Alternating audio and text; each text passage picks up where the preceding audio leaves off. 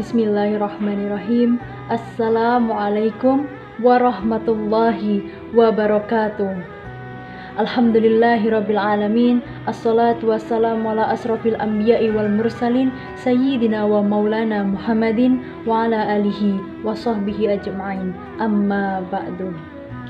Yang terhormat Ibu Nur Hidayah SPD MHUM serta saudara-saudaraku yang dirahmati Allah. Alhamdulillah, kita masih diberikan berbagai kenikmatan sehingga patutlah kiranya kita sampaikan rasa syukur kita kepada Allah Subhanahu wa taala, Tuhan semesta alam yang masih memberikan karunia iman Islam yang tak terhingga.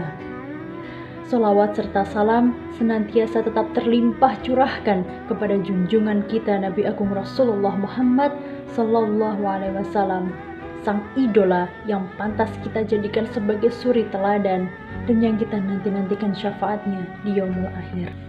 Ibu Nur Hidayah yang saya hormati serta teman-teman yang berbahagia. Jika kita cermati di era globalisasi ini, sesungguhnya kita sudah mulai kehilangan calon-calon pemimpin di masa mendatang. Sebab sebagaimana yang telah kita ketahui bersama, baik melalui media cetak maupun media elektronik, dan bahkan di lingkungan sekitar kita sekalipun, perilaku generasi muda sudah mulai kehilangan jati diri dan gamang terhadap perubahan zaman, sehingga tanpa sadar mereka mulai meninggalkan etika dalam bergaul. Ironisnya, ketika semakin canggih teknologi sehingga mampu menghipnotis remaja Islam untuk bergaul ala jahiliyah. Sebagai contoh, karena ketidaksiapannya dalam menghadapi, maka dalam menyikapi internet seperti Facebook, Twitter, Instagram, TikTok masih belum dengan cara yang baik dan benar. Sehingga tanpa dengan kecerdasan mereka mengikuti apa saja yang disuguhkan meskipun berakibat kurang baik. Percaya nggak percaya, zaman now banyak anak yang tidak hormat kepada orang tuanya. Tak sedikit anak yang membantah perintah orang tuanya. Tidak hanya itu saja, banyak anak yang dengan mudahnya menyakiti hati ayah dan ibunya hingga terkadang mereka meneteskan air mata karena ulah sang anak. Dan yang lebih keji lagi, membunuh orang tuanya. Na'udzubillahi min dzalik, tsumma na'udzubillahi min dzalik. Saudara-saudara yang saya banggakan, akankah kita hanyut dalam derasnya arus budaya jahiliyah ini? Tentunya jangan saudaraku. Kita sebagai calon-calon pemimpin di masa mendatang harus bisa membentengi diri dari pengaruh budaya tersebut. Dan kita harus mulai mengemasi jiwa dalam bergaul agar bisa menjadi pemuda yang pantas diidolakan. Kita harus kembali kepada pedoman kita yang pertama dan utama, yakni Al-Quran dan Al-Hadis.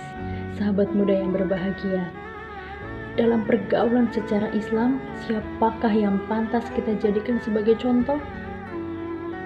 Di dalam Al-Quran, Allah Subhanahu wa taala memberikan contoh kepada kita untuk ditiru. Siapakah dia? Beliau adalah hamba Allah yang paling mulia derajatnya, paling terpuji akhlaknya, paling bijak pendapatnya, paling lembut hatinya, paling benar fatwanya, dan paling khusyuk salatnya. Dialah junjungan kita Rasulullah Muhammad sallallahu alaihi wasallam. Dialah yang patut kita jadikan sebagai contoh. Sebagaimana firman Allah yang berbunyi, A'udzubillahi minasyaitonirrajim, Bismillahirrahmanirrahim. Laqad kana lakum fi Rasulillahi uswatun hasanatun liman kana yarjullaha wal yaumil akhir wa dzakarallaha katsira. Yang artinya, sungguh telah ada pada diri Rasulullah itu suri teladan yang baik bagimu, yaitu bagi orang-orang yang mengharap rahmat Allah serta kedatangan hari kiamat banyak mengingat Allah. Shadaqallahul Azim.